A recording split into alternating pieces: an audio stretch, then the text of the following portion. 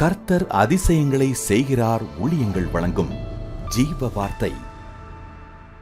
இந்த நாளிலும் கர்த்தருடைய ஊழியக்காரன் இயேசுவின் நாமத்தில் உங்களை வாழ்த்துகிறேன். இயேசுப்பா நல்லவர், அவர் பெரியவர், அவர் போதுமானவர், அவர் எல்லாவற்றையும் செய்வார், எல்லாவற்றையும் அவர் செய்து முடிப்பார். கலங்காதீங்க. இந்த நாளில் சில வேளையில் ஒரு பயத்தோடு நம்பிக்கை இல்லாமல் இங்கே இருப்பீங்கன்னா இயேசுப்பாட்ட வாங்க, அவர்கிட்ட உங்களை அர்ப்பணிங்க. முழங்கால் பட்டு இயேசுப்பா எனக்கு உதவி செய்யுங்கன்னு கேளுங்க. அவருடைய அதிசயத்தை நீங்கள் பார்ப்பீங்க. இந்த நாளின் ஜீவார்த்தைக்கான வசனம் சங்கீதம் 31:8. சத்துருவின் கையில் என்னை ஒப்புக்கொடாமல் என் பாதங்களை விசாலத்திலே நிறுத்தினீர். சத்துருக்களுடைய கையில் என்ன ஒப்பு கொடுக்கல, என்னை விசாலத்தில் கொண்டு நிறுத்தினீர். அருமையான ஒரு வார்த்தை. எதிரிகள் கையில் நம்மளை கர்த்தர் ஒப்பு கொடுக்காம இருக்கிறது. பிசாசின் கையில நம்மை ஒப்பு கொடுக்காம இருக்கிறது. துன்மார்க்கர்கள் கையில் நம்மை ஒப்பு கொடுக்காமல் இருப்பது, அது ஆண்டவருடைய ஒரு இரக்கம். அதாவது எதிரிகள் நம்மை மேற்கொள்ள வரும் பொழுது அவங்கள்ட்ட மாட்ட மாட்டோம்.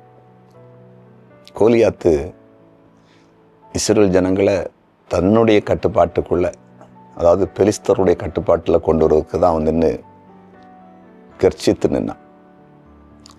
அவனுக்கு நேர ஒருத்தன் எதிராக அடிக்க போயிருந்தான்னா, அவனை வீழ்த்தி இருப்பான்னா, இவனுக்கு எல்லாருமே அடிமையாக இருப்பாங்க பெலிஸ்தர்களுக்கு. ஆனால் ஆண்டவர் என்ன பண்ணார் தெரியுமா? ஒரு தாவீதை அனுப்பி ஒரு கல்லை வச்சு அந்த கோலியத்தை அடித்து வீழ்த்தி சத்துருக்கள் கையில், எதிரிகள் கையில் இஸ்ரவேல் ஜனங்களை ஒப்பு கொடுக்காம காத்தார். இதுதான் தேவன். நம்மை சத்துருக்கு கையில் ஒப்பு கொடுத்து அழிச்சிருவாங்க. சிம்சோன் எதிரிகள் கையில் மாட்டினா கண்ணை பிடுங்கிட்டாங்க, கண்ணை பிடுங்கி மாவரைக்கு வச்சுட்டாங்க. எதிரிகள் கையில் மாட்டிட்டோன்னா வெளியே வர்றது ரொம்ப கடினம்.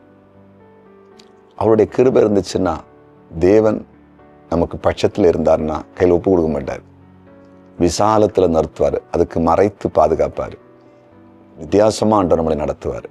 இன்றைக்கு உங்களோடு கர்த்தர் பேசுகிறாரு, உங்களை விசாலத்தில் நிறுத்த போகிறார். சத்துருவாகிய பிசாசன் கையிலும் ஒப்பு கொடுக்க மாட்டார். இந்த பூமியில் இருக்கிற துன்மார்க்கனுடைய கையில் உங்களை கண்டிப்பாக ஒப்பு கொடுக்க மாட்டார். உங்கள் குடும்பத்தை ஒப்பு கொடுக்க மாட்டார், எதையும் ஒப்பு கொடுக்க மாட்டார். உங்களை ஆச்சரியமாக நடத்த போகிறார். விசுவாசிப்பீங்களா? ஜெபம் பண்ணுவோமா? ஜெபிக்கலாம். எங்கள் அன்பு ஆண்டவரே, நீர் எவ்வளோ பெரிய நல்லவர். சத்துருக்கு கையில் ஒப்பு கொடுக்காம விசாலத்தில் நிறுத்துகிற தெய்வம். இன்றைக்கு உம்முடைய வார்த்தை கேட்ட உம்முடைய பிள்ளைகளை எதிராளிகளை கையில், பிசாசன் கையில் ஒப்பு கொடுக்கவே கூடாது.